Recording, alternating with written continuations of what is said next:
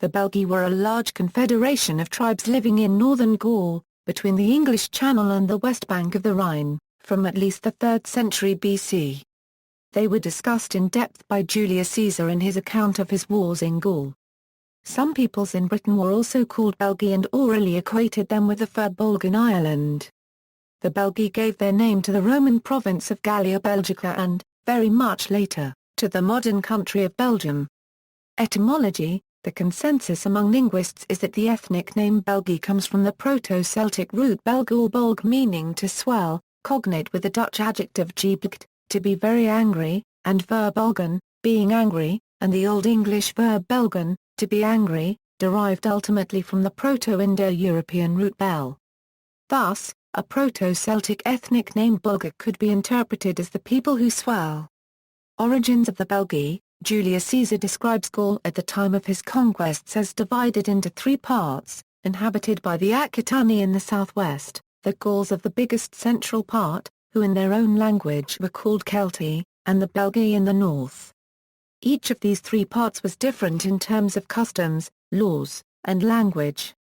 He noted that the Belgae were the bravest of the 3 peoples, being farthest removed from the highly developed civilization of the Roman province, least often visited by merchants with enervating luxuries for sale, and nearest to the Germans across the Rhine, with whom they are continually at war. Ancient sources such as Caesar are not always clear about the things used to define ethnicity today.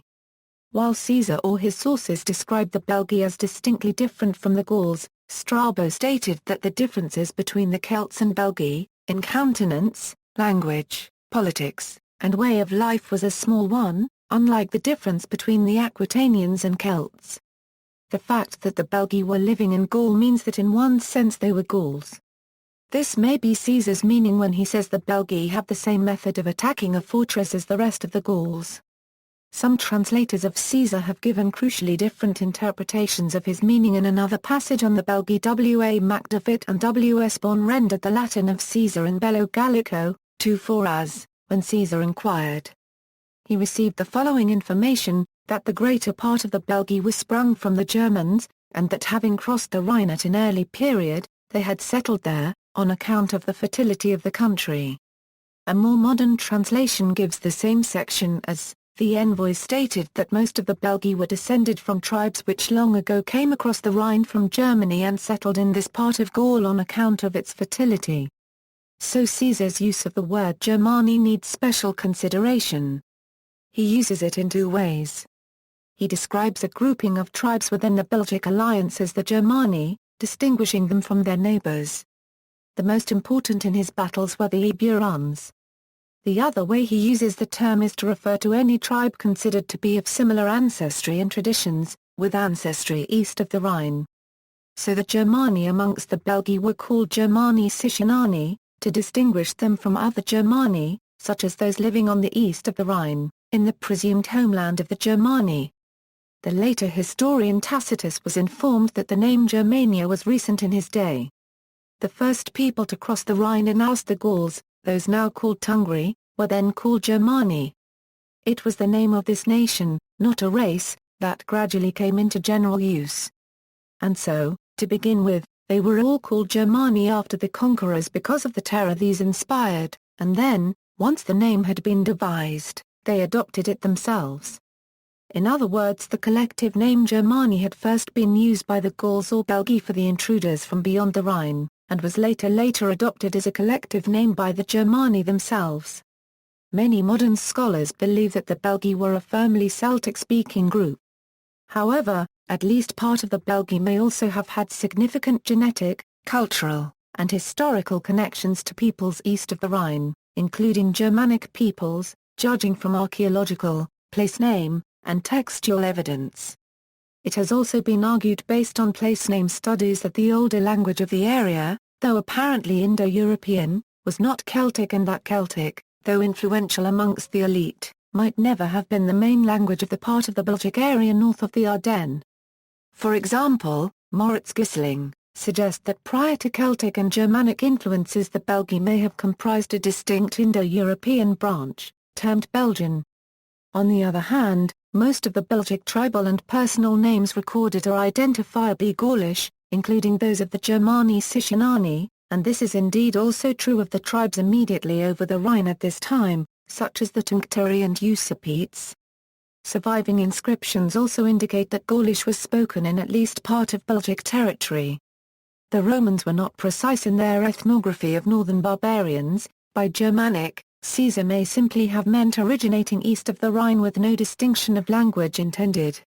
The east of the Rhine was not necessarily inhabited by Germanic speakers at this time. It has been remarked that Germanic language speakers might have been no closer than the river Elbe in the time of Caesar.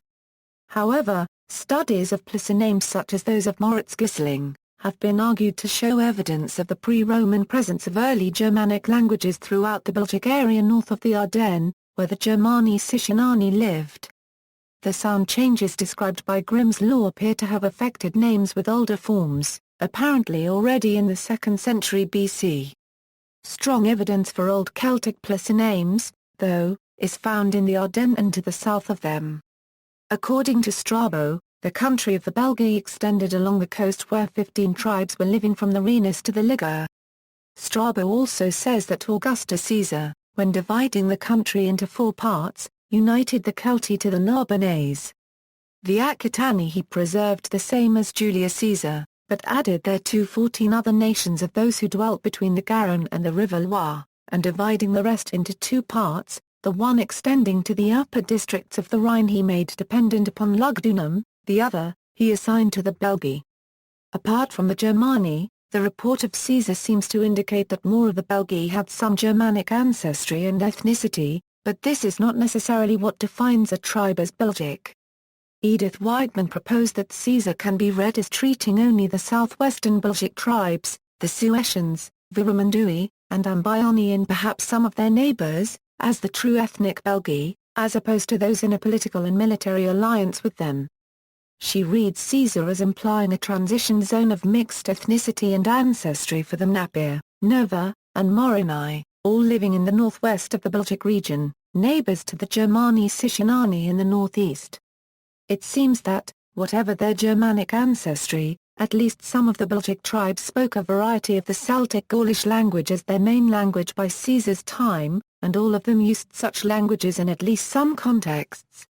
Luc van Derm summarizes competing evidence of Celtic and Germanic influence at the time of Caesar by saying that one has to accept the rather remarkable conclusion that Caesar must have witnessed a situation opposing Celtic and Germanic in Belgium, in a territory slightly more to the south than the early medieval Romance Germanic language border, but van Derm accepts that Germanic did not block Celticization coming from the south, so both phenomena were simultaneous and interfering. The medieval Gesta Treverorum compiled by monks of Trier claims that the Belgae were descendants of Tribita, an otherwise unattested legendary founder of Trier, the Roman Augusta Treverorum, Augusta of the Treveri. Tribes of the Belgae, Caesar names the following as Belgic tribes. Later, Tacitus mentioned a tribe called the Tungri living where the Germani Sicionani had lived, and he also stated that they had once been called the Germani. Other tribes that may have been included among the Belgae in some contexts were the Lusi, Treveri, and Mediometrici. Posidonius includes the Armoricani, as well. Conquest of the Belgae. Caesar conquered the Belgae, beginning in 57 BC. He writes that the Belgae were conspiring and arming themselves in response to his earlier conquests. To counter this threat, he raised 2 new legions and ordered his Gallic allies, the Aedui, to invade the territory of the Bellovaci. Wary of the numbers and bravery of the Belgae, he initially avoided a pitched battle, resorting mainly to cavalry skirmishes to probe their strengths and weaknesses. Once he was satisfied his troops were a match for them, he made camp on a low hill protected by a marsh at the front and the river Racen behind, near Bibrax in the territory of the Remi. The Belgae attacked over the river, but were repulsed after a fierce battle. Realizing they could not dislodge the Romans and aware of the approach of the Aedui into the lands of the Bellovaci, the Belgae decided to disband their combined force and return to their own lands. Caesar's informants advised him that whichever tribe Caesar attacked first, the others would come to their defense. They broke camp shortly before midnight. At daybreak, satisfied the retreat was not a trap, Caesar sent cavalry to harass the rear guard, followed by 3 legions. many of the Belgae were killed in battle.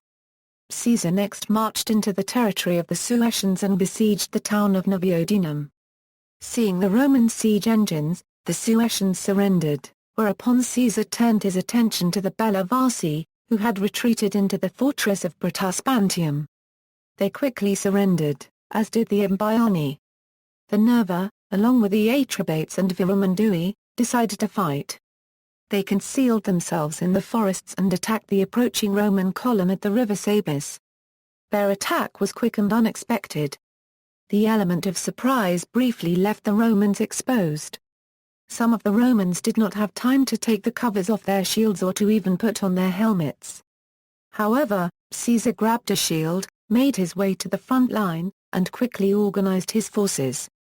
The 2 Roman legions guarding the baggage train at the rear finally arrived and helped to turn the tide of the battle. Caesar says the Nerva were almost annihilated in the battle, and is effusive in his tribute to their bravery, calling them heroes. The Attuataci, who were marching to their aid, turned back on hearing of the defeat and retreated to one stronghold, were put under siege, and soon surrendered and handed over their arms. However, the surrender was a ploy, and the Attuataci, armed with weapons they had hidden, tried to break out during the night. The Romans had the advantage of position and killed 4,000.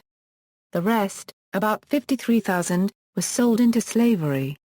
In 53 BC, the Eburons, led by Ambiorix, along with the Nerva, Mnapir, and Morini, revolted again and wiped out 15 cohorts, only to be put down by Caesar.